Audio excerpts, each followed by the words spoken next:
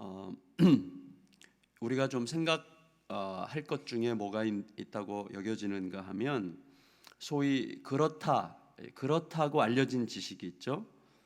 그렇다고 알려져 있기 때문에 우리도 그렇다고 알게 된 상식 중에서 웬만큼 맞는 것들이 있습니다. 그런데 제대로 알아가면 결코 그렇게는 알지 말았어야 할 것들이 더러 많죠. 그래서 정말 제대로 공부하는 학자들이 항상 얘기하는 게 뭐냐면 대충 알 때는 확신이 있었는데 점점 더 알아갈수록 이게 좀 내가 그때 그렇게 큰 소리 빵빵 쳤던 게 얼마나 부끄러운가 하는 것을 느낀다. 뭐 이게 이제 공통적인 이야기거든요. 우리들이 잘 아는 흔히 우리들 속에 뭐가 몸에 좋다더라가 안 좋다더라로 바뀌는 것이 순식간이죠. 너무 많이 좋았던 게 안 좋아지는 거죠. 그리고 안 그런 줄 알았는데 그런 경우 또 다반사 아닙니까? 그래서 우리들의 삶에서 가장 나쁘고 어리석은 게 이런 것 같아요. 저도 이제 경험하는 건데 제 자신에게서 흘러온 이야기를 가지고 그 사람을 그런 사람인 줄 확신하고 대하는 거. 이거 참 위험하고 어리석다는 것을 알게 됩니다.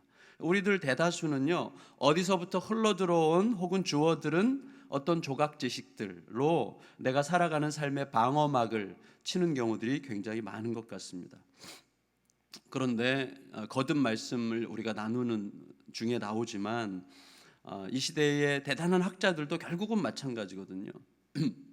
저는 전에 한번 제가 말씀드렸나요? 우리 교회 손봉호 박사님 오셨을 때 저는 그분을 참 내심 너무 사모하게 되는데 교수님은 살아오시면서 유혹이 없었냐고 그랬더니 한순간도 지켜주시지 않았으면 무수히 넘어졌을 거라는 얘기를 진심으로 하셨는데 그게 참 너무 감사했어요. 우리들은 진짜 그런 존재입니다.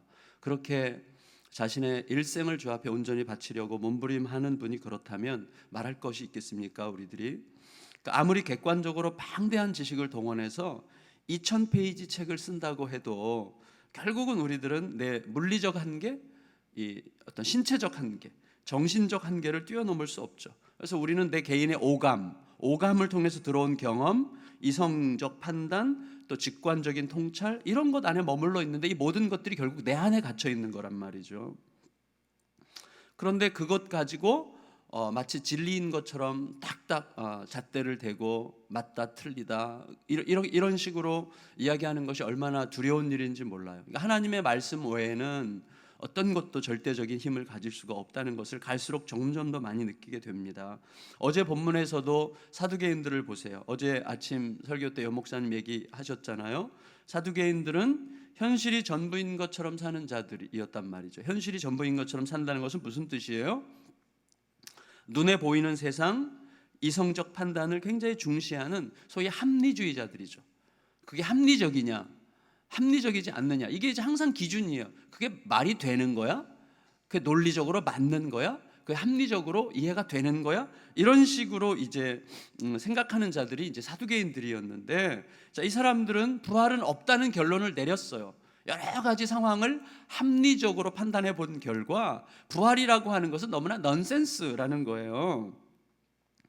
그래서 자기들 딴에는 그 부활이 있을 수 없다는 사실을 예수님 앞에 주장하고 모든 백성들 앞에서 예수님을 창피 주기 위해서 매우 합리적인 논리를 갖다가 이제 예수님 앞에 들이민 거 아닙니까? 굉장히 합리적인 논리죠. 그럴 수 있는 논리예요.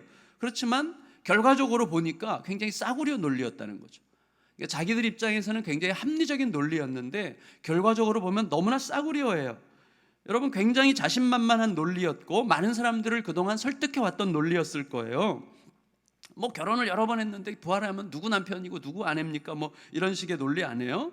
근데 예수님께서 하나님의 말씀을 몇 마디 하시니까 아무 할 말이 없어지는 그런 주장에 불과하다는 게 금방 드러나는 거예요. 사실 하나님의 말씀 앞에 딱 서서 정말 제대로 생각하면 자기들 딴에는 정말 이 논리를 누가 이겨? 이 논리를 누가 막아? 이런 합리적인 주장 앞에 무슨 말을 할 수 있겠어라고 생각하면서 확신 있게 예수님 앞에 이야기했던 사두개인들의 논리는 너무나 싸구려 논리에 불과했다는 것이 하나님의 말씀 앞에 딱 드러나는 거죠. 그게 우리들이 좀 많이 생각해야 될 부분이라고 여겨져요. 이런 질문을 할 수 있는 거죠. 부활을 믿지 않으면서 하나님을 섬긴다고 하는 것은 어떤 의미일까? 이런 질문을 했어야죠. 그리고 부활을 믿지 않으면서 하나님을 섬길 수가 있는 것인가? 부활 세상의 질서가 이 세상 질서의 반복이라면 우리는 못하러 부활해야 돼요. 부활할 필요가 없는 거죠.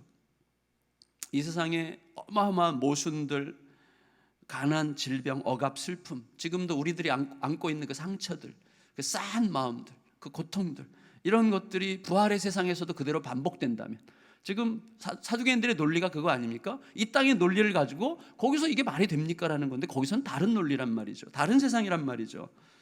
그러니까 그대로 반복된다면 거기 갈 이유가 없는 것인데, 조금만 더 생각하면, 그리고 하나님 앞에서 하나님이 절대적이시고 나는 하나님 앞에서 언제든지 상대적이다, 틀릴 수 있다, 그리고 나는 모순에 빠질 수 있다. 그러므로 매일매일 매순간 매순간 하나님과 예수 그리스도를, 하나님의 말씀을 의지해서 살지 않으면 나는 언제든지 함정에 빠질 수 있는 자라는 사실을 깨닫지 않는 자, 혹은 그런 사실에 대해서 무지한 자만 생각할 수 있는 게 이런 사두개인들의 논리라는 것이죠. 그런 의미에서 저도 모르는 사이에, 우리도 모르는 사이에 이거는 이래야 돼, 그건 그런 거야 라는 식으로 너무 쉽게 생각하고 너무 쉽게 단정하고 너무 쉽게 단언해버리는 식의 태도는 얼마나 위험천만한가 하는 생각을 하고 또 해야 된다는 것이죠.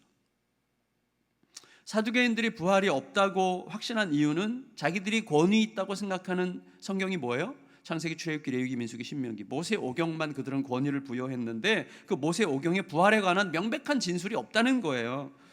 그러면 이렇게 생각해야 되죠. 내가 인정하는 모세 오경에 부활의 이야기가 없다면 하나님은 모세 오경을 뛰어넘어서는 일할 수 없는 분이십니까?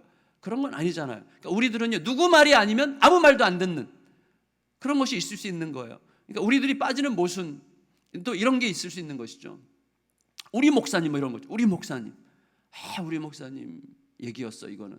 근데 여러분, 우리 목사님 얘기 외에도 정말 기가 막힌 진리들이 많아요. 너무 풍성해요. 세상은 진짜, 세상은 너무 넓고, 제가 책을 읽을 때마다 감탄하는 거, 야, 진짜 세상에 이렇게 고귀한 깨달음을 갖는 분들이 세상에 이렇게 많구나, 그런 생각을 안 할 수가 없는 거죠. 그러니까 이 사두개인들은 자기들이 권위를 부여한 거기에 없는 거는 없는 거여야 된다는 것이 도대체 어디서부터 온 생각이죠? 근데 그것이 우리들 속에 있는 거예요. 항상 내가 경험한 거, 내가 알게 된 거, 내가 권위를 부여한 것에 있지 않는 것, 또 그것에 지지를 받지 않는 어떤 것들에 대해서는 내가 더 이상 권위를 인정하려고 하지 않는 이상한 모순에 우리가 빠져 있는 것이죠. 그래서 어린애 같은 이제 무지한 태도죠. 누구 말 아니면 아무 말도 안 듣는 것은 어린애 아닙니까? 따라서 우리는 늘 말씀으로 돌아가야 되죠. 늘 말씀으로. 그래서 어떻게 더 넓게 볼 수 있는지, 말씀 전체가 말하는 게 뭔지, 또 말씀으로 돌아가되 더 깊게 들어가야 되죠. 그래서 이미 우리가 말씀을 읽을 때 제일 큰 함정이 뭐예요? 이미 알고 있다고 생각하는 것이 가장 큰 함정이에요. 이미 알고 있다고 생각하기 때문에 말씀이 안 들어와요. 이미 알고 있다고 생각하기 때문에 안 들리는 거예요. 애들이 왜 엄마의 그 충심 어린 충고가 안 들립니까? 애들이 제일 많이 하는 말이 뭔지 아시죠? 나도 알아, 이거예요. 나도 알아, 안다고. 자, 그 생각 때문에 안 들리는 거예요. 자, 이게 굉장히 무섭더라고요. 내가 안다는 전제. 그래서 말씀을 읽을 때도 그게 반복이 돼요.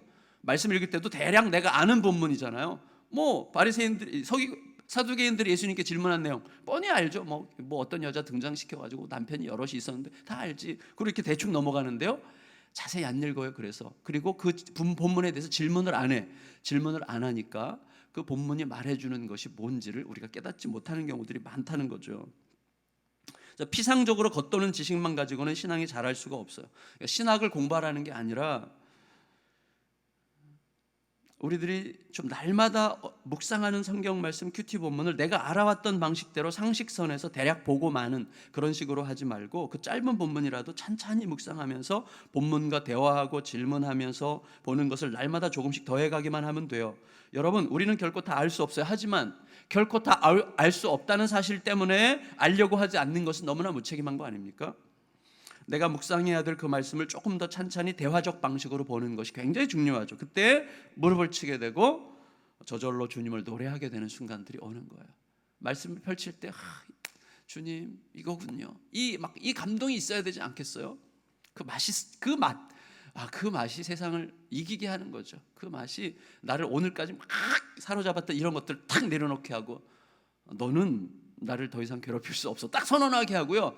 내 안에서 족쇄가 확 풀리는 게 느끼는 거예요. 지난주에 제가 말씀드린 것처럼 말씀이 감옥문을 부수는 것입니다.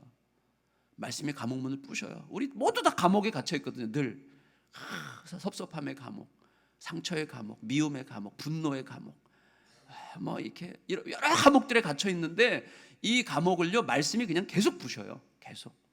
그래야 돼요. 우리의 삶이. 오늘 본문을 한번 보세요. 41절에 예수님께서 이렇게 말씀하세요. 41절 시작. 사람들이 어찌하여 그리스도를 다윗의 자손이라 하느냐. 자, 이거 같은 거예요. 제가 어제 본문 이야기를 쭉 한 이유는 바로 이것 때문인데, 성도 여러분 절 보세요. 자, 그리스도 메시아가 다윗의 자손으로 이 땅에 오신다는 것은 모든 사람들이 당연히 생각하고 당연히 받아들여온 당연한 상식이에요. 예수 그리스도는 다윗의 자손이 맞습니다. 그것에 의문을 제기할 자는 아무도 없어요. 그런데 중요한 건 뭐예요? 성경은 메시아를 다윗의 자손이라고 소개하기도 하지만 다윗의 주님이라고 소개하기도 한다는 거죠. 근데 메시아가 다윗의 자손이라는 그 상식이 너무나 강렬하기 때문에 다윗의 주님이라고 말하는 본문이 분명히 있음에도 불구하고 그 본문은 이건 좀 이상한 것 같아, 이건 좀 잘 모르겠어 하고 넘어가는 거예요. 대부분의 사람들이. 그래서 상식 때문에, 자기가 알고 있다고 하는 그 상식 때문에 상식을 뛰어넘는 메시아상을 절대로 마음에 담을 수가 없는 거죠. 이게 얼마나 두려운 것입니까? 내가 알고 있다고 하는 생각 때문에 정말로 알아야 될 그것을 알지 못하게 되는 일들이 정말 많은 거죠. 그래서 42절, 43절, 44절 읽겠습니다. 시작. 시편에 다윗이 친히 말하였으되 주께서 내 주께 이르시되 내가 내 원수를 내 발등상으로 삼을 때까지 내 우편에 앉았으라 하셨도다 하였느니라. 그런즉 다윗이 그리스도를 주라 칭하였으니 어찌 그의 자손이 되겠느냐 하시니라. 여러분 보세요.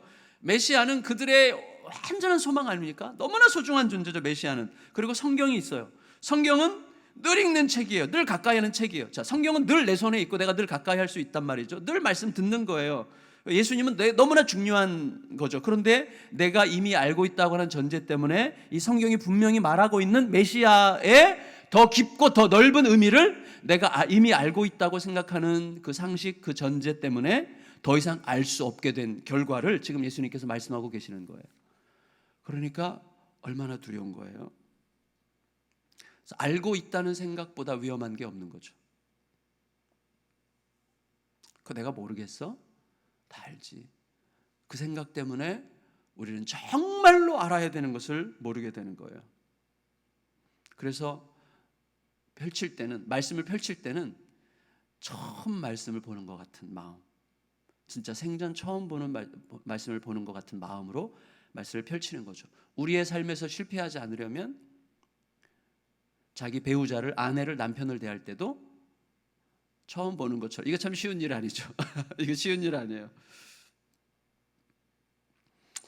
여러분, 그래서 너무나 소중한 존재 메시아에 대해서 성경이 아주 명백하게 말하고 있는 내용이 눈에 안 들어오고 마음에 안 들어오는 거예요. 성경 분명히 지금 말하고 있잖아요. 시편에 분명히 말했는데 다윗이 내 주여, 주님이라고 부른 그가 누굴까? 이 질문을 했어야죠.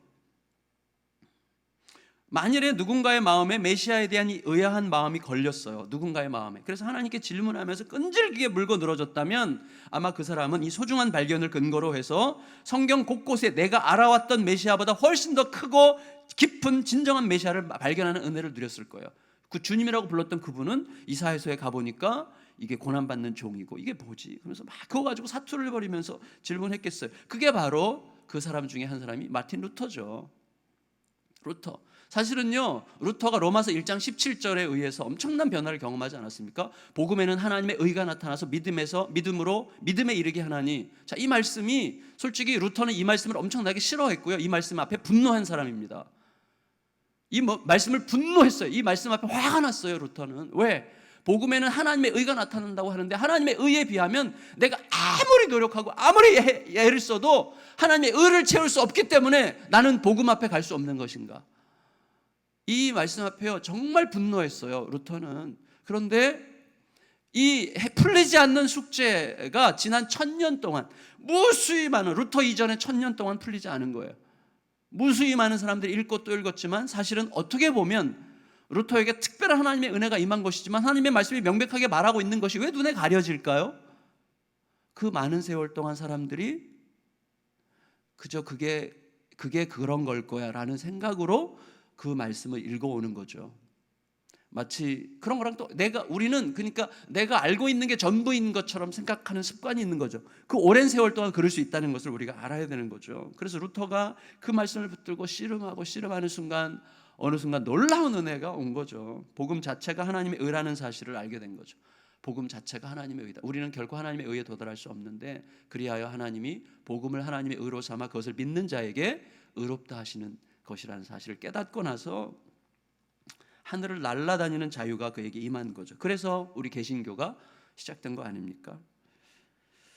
예수님께서는요, 이제 실제 우리들의 경건 생활에서 사람들이 가진 상식들을 무너뜨리시려고 하세요. 45, 6, 7절 읽겠습니다. 45, 6, 7절 시작. 모든 백성이 들을 때에 예수께서 그 제자들에게 이르시되 긴 옷을 입고 다니는 것을 원하며 시장에서 문안받는 것과 회당의 높은 자리와 잔치의 윗자리를 좋아하는 서기관들을 삼가라. 그들은 과부의 가산을 삼키며 외식으로 길게 기도하니 그들이 더 엄중한 심판을 받으리라 하시니라. 긴 옷은 뭐예요? 거룩과 경건의 상징입니다. 시장에서 인사받고 잔치집에서 윗자리에 앉는 것은 존경의 상징입니다. 회당의 높은 자리에 앉는 것은 권위의 상징입니다. 사람들이 일상적으로 생각했던 것들이에요. 다 저 사람은 경건하구나, 저 사람은 참 존경할 만한 사람이구나, 저 사람은 권위 있는 분이구나 라는 것을 사람들이 다 생각하고 인정하는 그런 상식들에 대하여 예수님은 이 모든 것들이 사실은 그 속에 탐욕을 감춘 외식에 불과한 피상적이고 천박한 행태들이기 때문에 결국 심판의 대상이 될 거라고 말씀하시는 것이죠. 그러니까 사람들이 생각해왔던 그 상식적 경건, 상식적인 어떤 권위, 상식적인 어떤 경건, 이 모든 것들을 뒤집어 버리시는 거죠. 그래서 예수님의 말씀을 들을 때 경건의 표시를 위해서 긴 옷을 입은 자, 존경받는 존재라는 사실을 확인받기 위해서 사람들로부터 인사받기를 좋아하고 자연스럽게 높은 자리를 차지했던 사람들은 일순간 엄청난 수치와 부끄러움, 동시에 분노를 경험했을 것입니다. 저도 마찬가지예요. 제가 전에 말씀드렸죠. 제가 막 굉장히 무슨 막 성경적으로 개혁적으로 교회를 목회를 해본다고 막 이렇게 생각하고 막 떠들 때 누군가가 저한테 얘기했잖아요. 폼 좀 잡지 말라고. 근데 그런 상황은 저에게 수치심을 주는 거죠. 부끄러움을 주는 거예요. 그러니까 내가 굉장히 거룩한 주제를 가지고 폼 잡을 수 있는 거잖아요. 그래서 굉장히 부끄러웠어요. 그런데 생각할수록 맞는 거예요. 그게 생각할수록. 그러니까 여러분, 우리에게 어떤 그런 수치를 당하는 고통, 분노를 일으킬 만한 고통이 아무리 거세게 일어난다고 해도 가능한 한 자꾸 질문해야 됩니다. 나는 진짜 하나님의 진짜 앞에로, 하나님의 진리로, 하나님의 진실로 점점 더 다가가고 있는가, 하나님 앞에서 진짜 중요한 게 뭔가 하는 쪽으로 자꾸 마음이 가면 그 수치스러움과 부끄러움이 결국은 우리를 다듬어 하나님의 사람으로 빚어가는 거죠. 근데 우리는 수치당하는 거, 누군가로부터 손가락질 받는 거, 죄송하지만 쪽팔린 거, 이런 거 우리 못 견디잖아요. 근데 그런 과정을 거쳐야 돼요. 예수님이 다 겪으셨잖아요. 사실 예수님이 다 겪으셨잖아요. 나를 따르라 그러셨잖아요. 나를 따라. 왜냐하면 거기에 뭐가 있는 거예요. 거기에 뭐가 있어요. 뭐 어제 제가 무슨 그 산문집을, 정호승 씨라고 제가 굉장히 좋아하는 분이 있는데 산문집을 잠깐 읽는 중에 거기에 그런 얘기가 있더라고요. 그 스웨덴에서 실험을 했대요. 여자가 무통 주사를 맞는 경우 있잖아요. 무통 주사를 맞는 경우에, 그래서 통증이 적거나 혹은 없이 아이를 낳는 경우와 그 진통을 그대로 겪으며 낳는 아이는 완전히 수준이 다르다는 거예요. 그 실험을 했어요. 28명의 아기를 실험을 했는데 그 아기가 태어난 아이 28명의 아기 중에서 10명의 산모는 그냥 진통을 그대로 겪고 아기를 낳고 18명은 무통 주사를 맞았어요. 그리고 그 28명의 아기들을 산모 위에 다 올려놨어요. 태어나자마자 1시간 내로 산모의 가슴 위에 다 올려놨어요. 근데 10명, 그중에 10명이 1시간 내로 엄마 젖을 바로 빨았어요. 근데 그 10명은 예외 없이 진통 속에 낳은 아이들이었어요. 근데 엄마의 그 몸에서 그 진통 속에 어떤 화학 물질이 분비가 되는데 그것을 아이가 같이 공유하면서 엄마와 친밀함의 코드가 생긴다는 거예요. 그러니까 사실은 고통이라고 하는 어항 속에 있는 금붕어는 알을 3,000개 정도밖에 못 낳는데 자연 속에 있는 금붕어는 10,000개 이상을 낳는다잖아요. 왜? 자연 속에서 무수한 고통과 아픔과 시련을 겪으면서 뭔가 생기는 거거든요. 뭔가 힘이 생기는 거거든요. 그런 거랑 마찬가지죠. 하나님은 우리를 고통을 통해서 뭔가를 가르치고 싶어 하시는 게 있어요. 고통이 아니면 결코 깨달을 수 없는 뭔가가 있는 거예요. 결코. 그러니까 수치와 아픔이 있더라도 그런 얘기를 들어야 돼. 말씀 앞에서 내 좋은 말씀, 듣기 좋은 말씀, 은혜되는 말씀만 읽고 나에게 힘을 주신대. 하나님께서 뭐 나에게 약속을 주신대. 이런 말씀만 늘 고민하지, 그리워하지 말고 말씀 앞에 찔리고 깎이고 배임을 당하고, 그래서 말씀이 나를 막 쪼개야 돼요. 진짜로 말씀 앞에 막 엉엉 울고, 하나님 도대체 나는 도대체 구제받을 가능성이 있는 인간입니까? 난 정말 목회 때려쳐야 될 것 같아. 이런 식의 고난이 있어야 돼요. 고난이. 근데 그 고난이 있어야 내가 누군지, 하나님이 누구신지를 아는 거죠. 내가 정말로 잘난 척할 수 없는 자, 내가 정말 하나님 앞에서 아무것도 아니기 때문에 그때 자유로워지는 거죠. 그래, 누가 욕하는 거 맞아. 나 욕먹을 만한 사람이야. 누가 나에게 맞아, 나 오해받을 만한 사람이야. 이게 오는 거예요.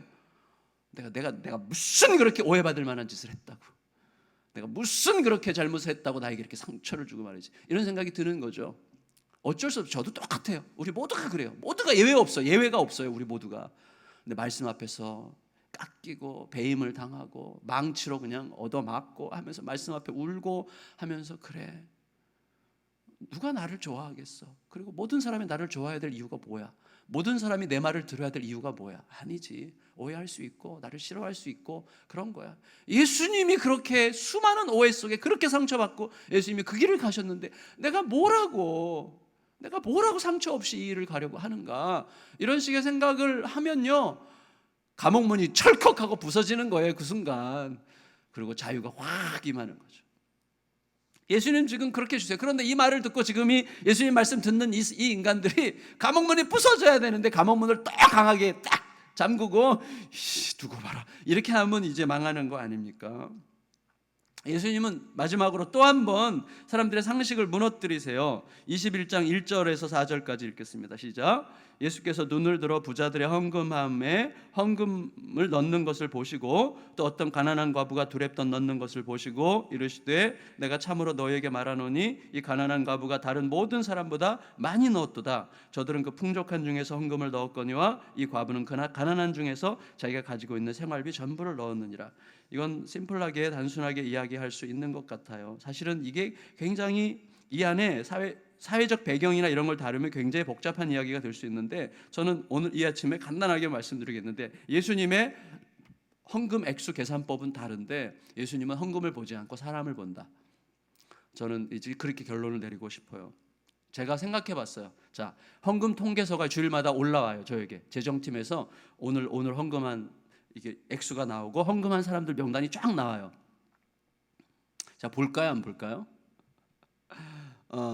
정말 궁금해서 1년에 한 번쯤 봐요. 한 번이나 두 번. 아주 궁금할 때, 어느 순간 궁금해질 때가 있어요. 그때 6억인데 이렇게 들춰보면요, 그때 갑자기 숫자가 왕창 헌금한 숫자가 나올 때가 있어요. 예를 들어 1억을 누가 헌금했다. 그럼 1억이라는 숫자는요, 이상하게 숫자가 쫙 있는데도 그냥 눈에 확 들어와요.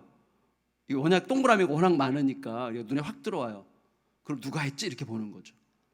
어쩔 수가 없어요. 근데 예를 들어서 뭐 5만 원 했다, 10,000원 했다, 이런 헌금은요, 사실 거들떠도 안 보죠. 왜냐면 워낙 많으니까 이렇게 그냥 지나가는 거죠. 저는 뭘 본다고요? 액수를 보고 사람을 봐요. 근데 예수님은 사람을 보고,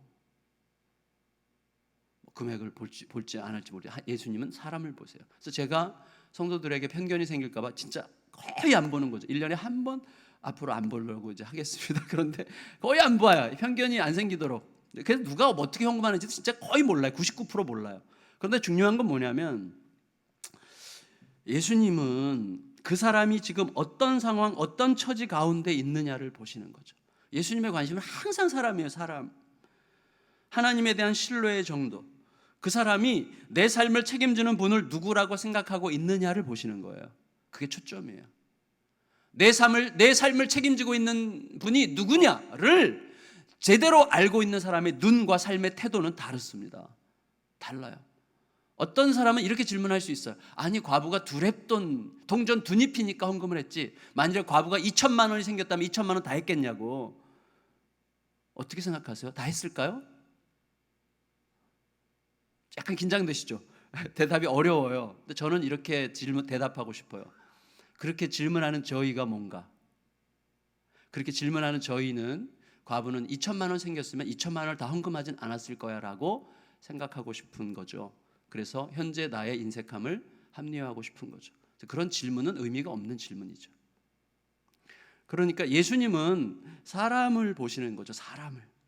그가 지금 하나님을 어떻게 신뢰해야 될 분으로 알고 있느냐 하는 그 사람의 하나님에 대한 마음의 태도를 지금 보고 계시는 거예요. 그게 예수님의 헌금 액수죠. 그게 하나님에 대한 나의 관계, 하나님에 대한 신뢰의 정도가 헌금 액수예요. 그게 그대로 나타나게 되어 있는 것입니다. 말씀을 마칠게요. 여러분, 내 상식을 넘어서는, 내가 이미 알고 있다고 생각하는 그런 생각을 넘어서는 열린 마음과 나를 상대화시키는 겸손함이 너무나 필요해요. 말씀의 본래의 뜻을 물으려고 하는 열망이 너무나 중요해요. 물론 오늘날 교회에는요 상식이 필요합니다. 상식적이지 않은 교회가 너무 많다는 이야기들을 많이 하지 않습니까? 비상식적인 일들이 교회 안에서 너무 많이 벌어져요. 진짜 교회 밖에서도 있을 수 없는 비상식적인 이야기들이 너무나 쪼잔한, 정말 밴댕이 소갈딱지 같은 일들이 교회 안에 정말 많이 일어날 수 있어요. 그래서 상식이 필요해요. 그러나 좀 더 근본적으로는요 상식에 묶이면 안 되는 거죠. 그래서 상식적이되 상식에 묶이지 않는 영혼을 달라고 기도해야 됩니다. 그래서 이 아침에 우리가 찬양 같이 한번 부르고 기도하겠는데요. 같이 찬양할까요? 나 무엇과도 주님을 바꾸지 않으리. 아까 그 찬양 참 좋더라고요. 나 무엇과도 주님을 바꾸지